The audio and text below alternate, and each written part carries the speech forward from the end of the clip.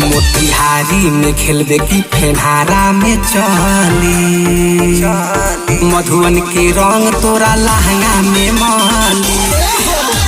मोतिहारी में खेलबे की फेनहारा में चली, मधुवन के रंग तोरा लहंगा में माली। चल चाहे चकिया बितान संगे रतिया, चल चाहे चकिया बितान संगे रतिया, फोटवा के रंग तोरा ढोरी में माली। मोतिहारी में खेलबे की फेनहारा में चली, भटहा के रंग तोरा दोनों में माली।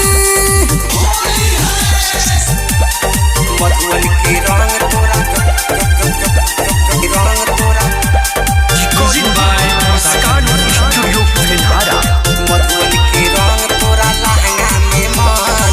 ललका पियारा का रंगी दिया रखा, मधुबनी घाट के पिचकारी होला बारा का। पिचकारी होला कोटवा पिपारा से अइबे न फिरता, काहे रतनवा से मन तोहर गिरता, मन तोहर गिरता। से पुरवा दे पुलिया के गाल तोहर माली, से पुरवा दे पुलिया के गाल तोहर माली। पकड़ी दे आई के लइका हाथे दुनु धाली। मोतिहारी में खेलबे की फेनहारा में चली, मधुवन के रंग तोरा लहंगा में माली।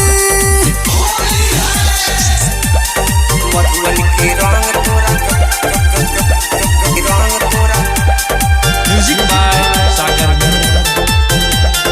मधुवन के रंग तोरा लहंगा में माली। चोरमा शिकार गज रंगी सुता के, जैबे ते तरिया त छोरी भिगा के, बुझले ते तरिया त छोरी भिगा। हो ना गाँव सिउहरा छोरी न बाछी, ढाकाया मोरिया में जैबू न बाछी, जैबू न बाछी। अरे चंदन बेदर्दी कहे चमही में चली, अरे के नीतीश कहे संगही में चली, राजेश रसीला परशुरामपुर में धाली।